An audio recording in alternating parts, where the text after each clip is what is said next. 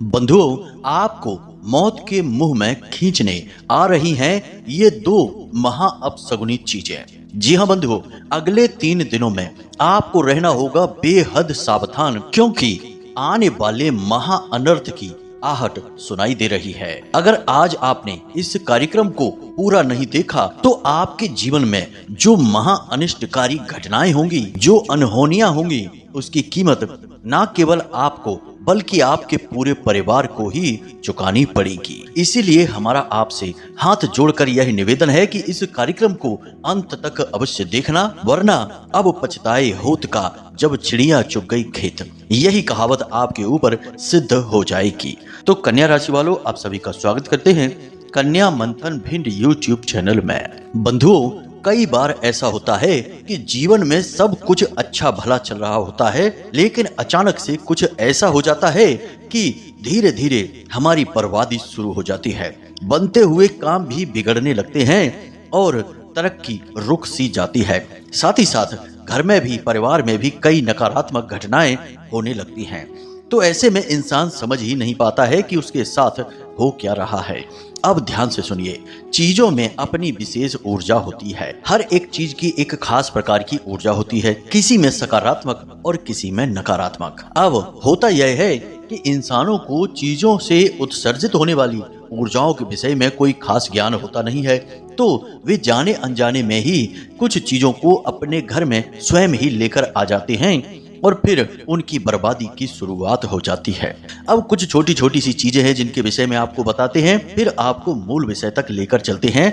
मान लो कि आपको किसी ने ताजमहल उपहार में दे दिया, यानी ताजमहल की कोई मूर्ति है, कोई तस्वीर है, कोई भी ऐसी ड्राइंग है, पिक्चर है जिसमें कि ताजमहल छपा हुआ है, वह आपको किसी ने दे दिया और आपने उस ताजमहल को ले जाकर अपने घर में कहीं पर भी लगा लिया। ज्यादातर लोग ऐसे होते हैं जो ऐसी सजावटी सामान को अपने घर के मुख्य कमरे में, जहां पर कि अक्सर लोग आते जाते रहते हैं, ऐसे कमरे में ही लगाते हैं, जो कि मुख्य दरवाजे के ठीक सामने ही होता है। तो अब ऐसे में ताजमहल के बारे में समझिए, यह एक नकारात्मक वस्तु है। यह किसी का मकबरा है।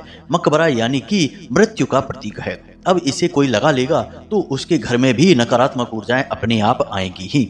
अब कोई कहेगा कि भला एक तस्वीर से ऐसा कैसे हो सकता है? तो फिर उस इंसान से हमारा सवाल है कि आपके पूजा घर में भी तो भगवान की तस्वीरें ही रखी हैं। आपको उन तस्वीरों को देखकर सुख मिलता है, शांति का एहसास होता है, क्योंकि उन तस्वीरों से सकारात्मक ऊर्जाएं निकल रही होती हैं। और जब नकारात्मक ऊर्जा वाली कोई तस्वीर आप लगा देंगे तो उसका ठीक उल्टा प्रभाव होगा, यानी आपका दिमाग काम करना बंद करने लगेगा। अब ऐसी ही बहुत सारी चीजें हम लोगों के घर में देखते हैं और हम जब उन्हें समझाते हैं तो लोग मान भी जाते हैं और उन चीजों को हटा भी देते हैं। जैसे कि बड़ी सी बाज की तस्वीर, दहाड़ते हुए शेर की तस्वीर, बड़ी सी भगवान नटराज की तस्वीर और भी न जाने कैसी कैसी तस्वीरें लोग बस उन्हें अच्छी लग गई हैं, इस वजह से अपने घर में लेकर आ जाते हैं। उनके प्रभाव नहीं समझते हैं और धीरे धीरे जब जीवन में परेशानियां बढ़ने लगती हैं तो फिर सलाह मांगते हैं। तो हम जब बताते हैं उनको तो वे जब हटाते हैं उन चीजों को तो उसके प्रभाव भी स्पष्ट दिखाई देते हैं। कहने का मतलब यह है बंधुओं कि आप चीजों को बिल्कुल भी हल्के में मत लेना। कुछ चीजें ऐसी होती हैं जो भयंकर विनाश भी ला सकती हैं। आज हम इन्हीं 2 चीजों के बारे में आपको बताने जा रहे हैं। आने वाले 3 से 5 दिनों में कुछ ऐसी परिस्थितियां आपके जीवन में बनेगी जब आपके जीवन में ये 2 चीजें आ जाएंगी और इनके आते ही आपके जीवन में विनाश लीलाएं शुरू हो जाएंगी। आपकी बदलती हुई ग्रहों की चाल, आपकी कुंडली और हमारी माता रानी के द्वारा दी गई अनुभूतियां ये बताती हैं कि आपके जीवन में अगले 3 से 5 दिनों में इन 2 चीजों का आगमन निश्चित तौर पर होगा ही, और इन चीजों को कोई जानबूझकर ही आपको देगा। आप अनजाने में उसे लेकर अपने घर में आ जाएंगे और आपकी बर्बादी की शुरुआत हो जाएगी। बंधुओं, एक बात और आपको हम बता दें कि अपने समाज में कुछ लोग ऐसे होते हैं जो जानबूझकर किसी की बर्बादी देखना पसंद करते हैं, तो ऐसी चीजें किसी को देते हैं। अब जो नहीं जानते वे तो स्वीकार कर लेते हैं और फिर परिणाम भी भुगतते हैं, और जो जानते हैं वे इन चीजों से दूरी बना लेते हैं। तो कहने का मतलब यह है बंधुओं कि आप आज इस कार्यक्रम को पूरा अवश्य देखें। हमने इस कार्यक्रम को बनाने में बहुत मेहनत की है और आज के इस कार्यक्रम में जो अद्भुत ज्ञान, जो आपके आज के समय और आपके आज के जीवन की परिस्थितियों पर आधारित है। ऐसा अद्भुत ज्ञान दिया है जो माता रानी की दिव्य अनुभूतियों पर आधारित है। तो आपको आज इस ज्ञान को अवश्य लेना ही होगा, वरना कब दिन से रात हो जाएगी, कब महाभयानक अनिष्टकारी घटनाओं की शुरुआत हो जाएगी, आपको पता भी नहीं चलेगा। आप तो बस उसे अपना दुर्भाग्य समझकर सहते रहेंगे। एक कहावत कही जाती है कि इलाज कराने से सावधानी लाख गुना बेहतर होती है। तो बाद में आप भी अपनी समस्याओं का उपचार ढूंढते फिरें, उससे बेहतर है कि पहले ही सावधानी बरतें और आने वाली मुसीबत से पहले ही बच जाएं, पीछा छुड़ा लें। उम्मीद है आप हमारी बातों को समझ चुके हैं। कार्यक्रम को अंत तक अवश्य देखेंगे। बंधुओं, हमारी मेहनत भी तभी सफल होगी जब आप कार्यक्रम से लाभ ले पाएंगे, वरना सब कुछ निरर्थक और बेकार चला जाएगा। तो चलिए बंधुओं, आज के इस विशेष कार्यक्रम को बिना समय गवाए शुरू करते हैं माता रानी का नाम लेते हुए। कमेंट बॉक्स में पूरे प्रेम और भाव से लिख डालिए, जय मां भद्रकाली कृपा करो। माता रानी निश्चित तौर पर आपके ऊपर कृपा करेंगी, हमें पूर्ण विश्वास है। साथ ही साथ बंधुओं, यदि आप इस चैनल कार्यक्रम पर पहली बार आए हैं तो आप इस चैनल को सब्सक्राइब अवश्य कर लेना। ऐसा करते ही आप न केवल हमारे बल्कि महामाई मां भद्रकाली के परिवार के सदस्य भी बन जाएंगे और फिर आपके जीवन की हर एक अड़चन माता रानी खुद ही देख लेंगी। तो चलिए बंधुओं, जल्दी से चैनल को सब्सक्राइब करिए, फिर आगे बढ़ते हैं। तो बंधुओं, अब ध्यान से सुनिए। आप एक ऐसे इंसान हैं जो अपने कार्य के लिए तो बेहद चतुर, बेहद कुशल और बहुत ही बुद्धिमान हैं, परंतु इस दुनियादारी के चक्करों के लिए आप बेहद भोले भाले हैं। आप इस संसार की चाल फरेबियों को, लोगों के द्वारा किए जाने वाले षड्यंत्रों को और उल्टे सीधे तौर तरीकों को, जैसे तंत्र मंत्र, झाड़ फूंक और नजर टोना टोटका वगैरह है, इन सब के विषय में आप ज्यादा नहीं जानते हैं। बस आपके मन में यह विचार तो है कि ये चीजें कार्य करती हैं, परंतु कैसे कार्य करती हैं, क्या है इनके तरीके, क्या इनके नुकसान हैं और कैसे इनसे छुटकारा पाया जाता है, इन विषयों पर आपको ज्यादा समझ नहीं है। इस वजह से जब आपके जीवन में अचानक से कोई उतार चढ़ाव आता है, कोई परेशानी आ जाती है, तो आप यह सोचते हैं कि शायद यह आपका दुर्भाग्य है, आपकी किस्मत ने आपका साथ नहीं दिया, इस वजह से आपके जीवन में ऐसी घटना हो चुकी है। अब आने वाला समय शायद अच्छा रहे, क्योंकि आपके अंदर एक यह गुण भी है कि आप आशावादी भी हैं। जी हाँ बंधुओं, शुरुआत में भले ही आपके मन में थोड़ी बहुत निराशा रहे, परंतु जल्दी ही आप अपने आप को संभाल कर और हिम्मत देने लगते हैं और भविष्य के लिए आशावादी उम्मीदें बनाने लगते हैं। लेकिन आपको इस बात का कोई अंदाजा भी नहीं है कि यह संसार कितना धूर्त है, कैसे कैसे लोगों को छलता है, कैसे कैसे लोगों की भावनाओं के साथ खेलता है। आप जैसे भोले भाले और दुनियादारी के चक्करों में ना समझ लोग ही तो असली शिकार बनते हैं। अब आप ध्यान से सुनिए। आपसे लोग अक्सर कई तरीकों के साथ छल करते हैं।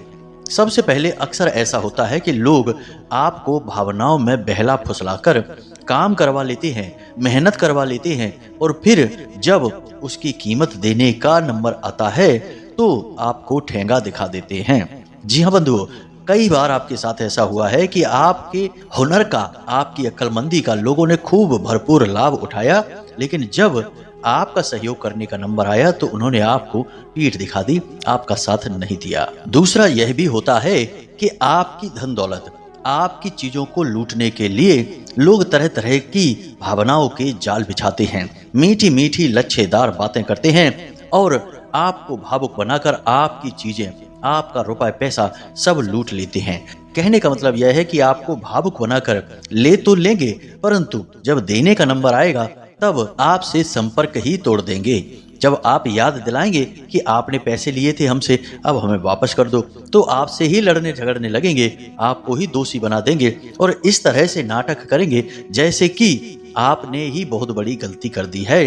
वे तो बेचारे भोले भाले हैं। कई बार आपके साथ ऐसा हुआ है कि सही होने के बावजूद भी आपको चुप होना पड़ा है, यानी कि आपको अपनी बात रखने का भी मौका नहीं मिला है।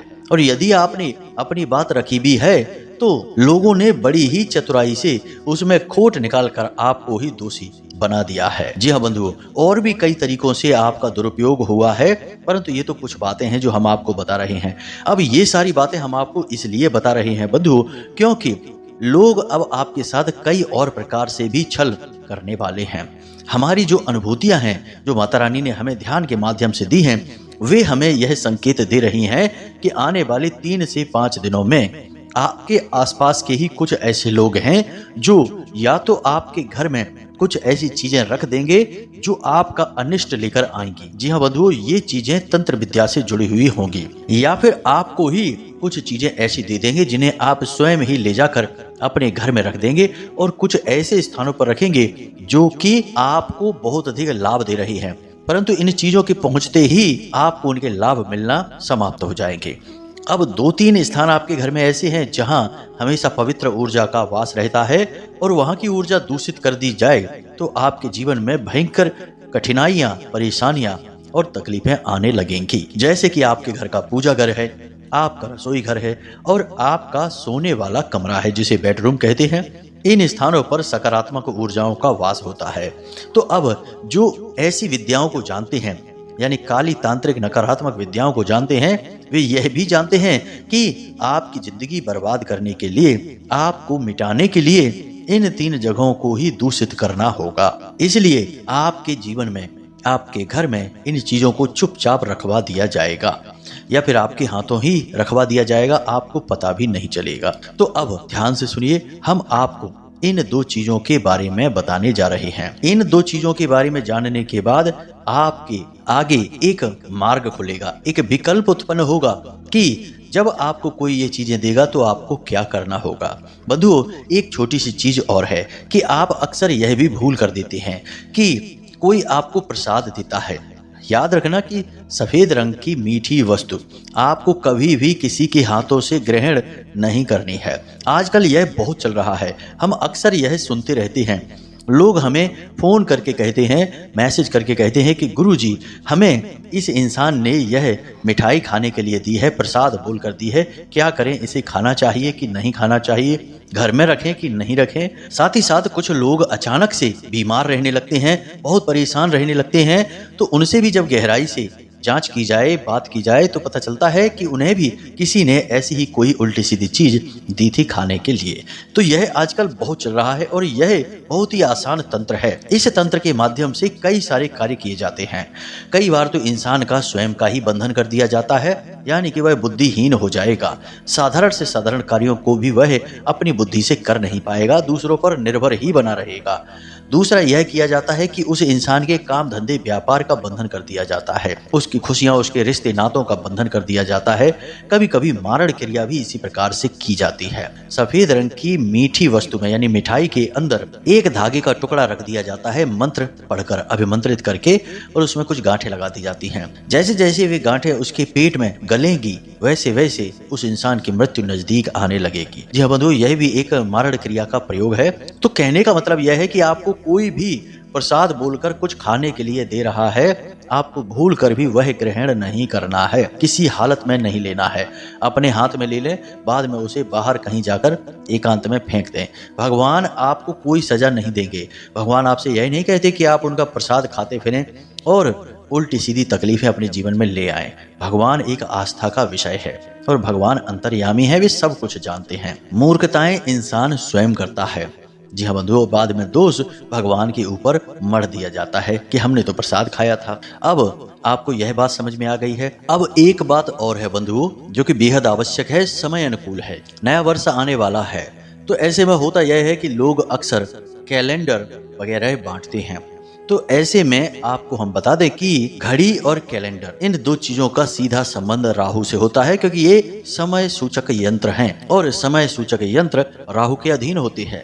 तो जब आप किसी दूसरे के द्वारा दिए गए यंत्र जो समय सूचक होते हैं, जैसे कैलेंडर है, घड़ी है, ले लेते हैं, तो असल में आप अपने राहु को खराब कर लेते हैं। जी हाँ बंधुओं, तो आप ऐसी भूल मत करना, क्योंकि ऐसा होगा कि आपको कोई ना कोई व्यक्ति कैलेंडर देगा या घड़ी देगा आने वाले कुछ समय में। तो आपको सावधान रहना है, इसे अपने घर नहीं ले जाना है, कहीं बाहर ही छोड़ देना है। अब ध्यान से सुनिए, हम आपको इन 2 चीजों के विषय में बता रहे हैं। तो बंधुओं, जहां तक हमारा अनुभव कहता है कि आने वाले 3 से 5 दिनों में आपको कोई धार्मिक वस्तु दान में देने वाला है, या यूं ही प्रयोग के लिए देने वाला है, या फिर आप स्वयं ही किसी के यहाँ से उसे अपने घर में लेकर आने वाले हैं। अब धार्मिक वस्तु कई प्रकार की हो सकती है, लेकिन इस परिप्रेक्ष्य में यह कोई मूर्ति या फिर कोई तस्वीर है। कोई व्यक्ति किसी प्रकार की धार्मिक मूर्ति या फिर तस्वीर आपको दे सकता है, लेकिन याद रखना कि हमारा जो धर्म है, सनातनी परंपरा है, यह उपहार में किसी भी प्रकार की धार्मिक वस्तु को लेने से ना बोलता है। यदि आप किसी के द्वारा उपहार में दी गई धार्मिक वस्तु, खास तौर से भगवान से जुड़ी हुई वस्तु को अपने घर में लेकर आते हैं, तो यह आपके लिए नकारात्मक फल देना शुरू कर देता है। तो यह भूल आपको नहीं करनी है।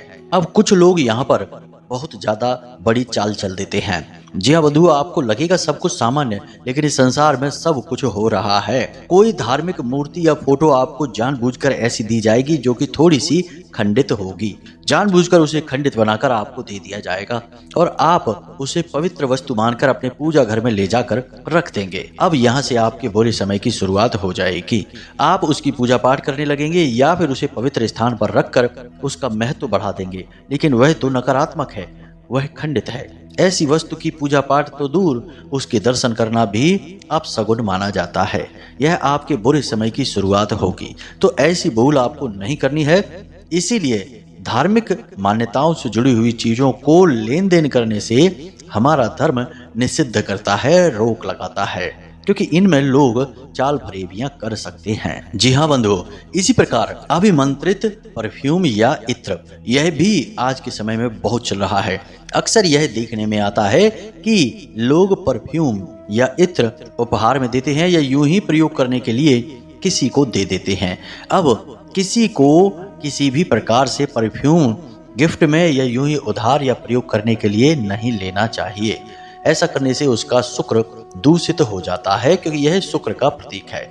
उस पर भी यदि वह अभिमंत्रित हुआ तो उसके विनाशकारी परिणाम हो जाते हैं। इसी के साथ साथ बंधुओं, कुछ और चीजें भी हैं जिन्हें आपको अगले 3 से 5 दिनों में भूल कर भी किसी से लेना नहीं है, या किसी और की प्रयोग की जाने वाली ये वस्तुएं अपने घर में लाकर नहीं रखनी है। जैसे कि कोई नुकीली वस्तु, जैसे कि किसी के द्वारा पहने जाने वाले वस्त्र या जूते चप्पल वगैरह। यानी घर के व्यक्ति की बात नहीं कर रहे, हम किसी पराये व्यक्ति की बात कर रहे हैं। इन चीजों को आपको अपने घर में लेकर नहीं आना है। और इन सब से कहीं बढ़कर कोई भी ऐसी वस्तु जो आपके प्रतिबिंब को दिखाती है, जैसे कि शीशा, उसे भी आपको किसी से नहीं लेना है, ना ही गिफ्ट में और ना ही यूं ही प्रयोग करने के लिए। ये तो थी चीजों से जुड़ी हुई बात। आने वाले 3 से 5 दिनों में आपको इनमें से कुछ न कुछ अवश्य कोई ना कोई व्यक्ति यूं ही प्रयोग करने के लिए देने वाला है। तो आपको सावधान रहना होगा, सावधानी ही आपका बचाव होगी। अब बंधुओं, एक सबसे महत्वपूर्ण बात कि आपकी ग्रहों की दशा सही है, आपको कामयाबी दिलाने वाली है, आपके जीवन में खुशियां और उन्नति लाने वाली है। परंतु आपसे जलने वाले लोग जो आपके आसपास ही हैं, वे आपको नीचे गिराने की भरपूर कोशिश करते हैं। अब ऐसे में होता यह है कि आप फंस जाते हैं, आप समझ नहीं पाते हैं और अनजाने में दूसरों की साजिशों के शिकार हो जाते हैं। तो आपको एक ऐसा शक्तिशाली उपाय या तरीका अपने साथ रखना चाहिए जो ढाल बनकर आपकी हर प्रकार की नकारात्मक ऊर्जा से रक्षा करता रहे। तो इसमें आपको 2 चीजों की आवश्यकता रहेगी। इन्हें आप ध्यान से समझ लेना, तो जिंदगी में कभी कोई भी नकारात्मक ऊर्जा आपका बाल भी बांका नहीं कर पाएगी। तो आपको इसके लिए 2 चीजों की आवश्यकता रहेगी। पहली चीज, हल्दी की माला। साथ ही साथ आपके घर में यानी पूजा घर में माता बगलामुखी की तस्वीर, कोई फोटो जिसकी आप लगातार पूजा करते हो, वह अवश्य होनी चाहिए। अब पूजा करने से और अनुष्ठान करने में अंतर है। आप कोई अनुष्ठान न करें, पूजा पाठ ही सामान्य करते हैं तो पर्याप्त है। तो माता बगलामुखी की तस्वीर होनी चाहिए। साथ ही साथ आपको बाजार से हल्दी की एक माला लेकर आनी है। हल्दी की माला आपको पूजा पाठ की दुकान पर आसानी से मिल जाएगी। तो आप उस माला को लेकर आएं और उसे आप शनिवार के दिन ही लेकर आएं, और लेकर आते ही आप उसे सरसों के तेल में डुबा कर रख दें। उसे 48 घंटों के लिए सरसों के तेल में डुबा कर रख दें। इससे यह माला शुद्ध हो जाएगी। किसी भी प्रकार की नकारात्मक ऊर्जा यदि होगी तो वह भी मिट जाएगी। अब आपको इस माला को सरसों के तेल में से निकालकर धोकर शुद्ध करके गंगा जल छिड़क कर सोमवार के दिन सुबह सुबह स्नान आदि करने के बाद पहनना है। लेकिन पहनने से पहले इसे आपको माता बगलामुखी के चरणों में अवश्य ही रख देना है। इस माला को आपको माता बगलामुखी का आशीर्वाद समझकर पहन लेना है। बस जब भी आप घर से बाहर निकलें तो इस माला को पहनकर निकलें।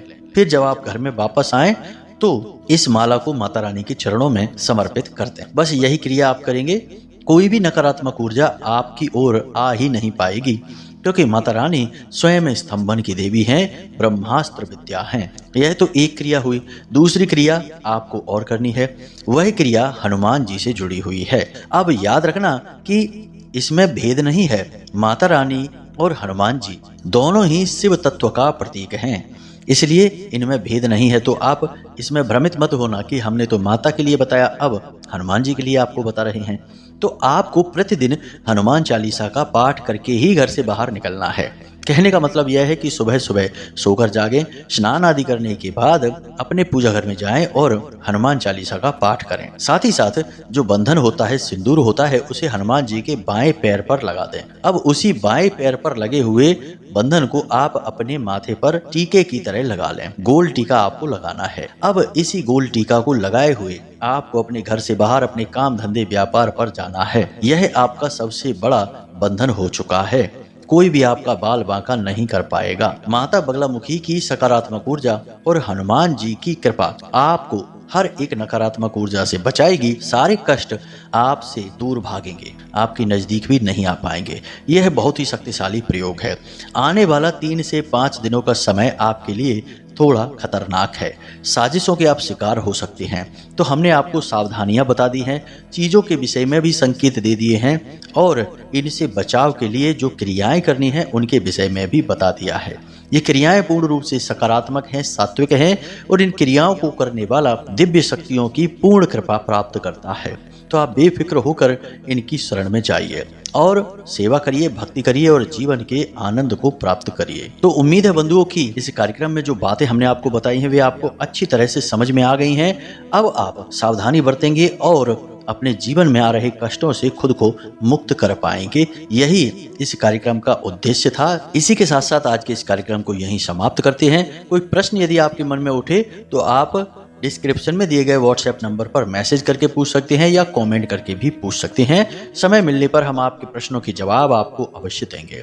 इसी के साथ साथ आज के इस कार्यक्रम को यहीं समाप्त करते हैं। हमेशा हंसते रहिए, मुस्कुराते रहिए, सकारात्मक रहिए और दिन में एक बार मंदिर अवश्य हो आइए, क्योंकि आपका उद्धार तो वहीं से होना है। तो प्रेम से बोलिए जय माई की जय माँ भद्रकाली। माता रानी आपका कल्याण करेंगी। धन्यवाद।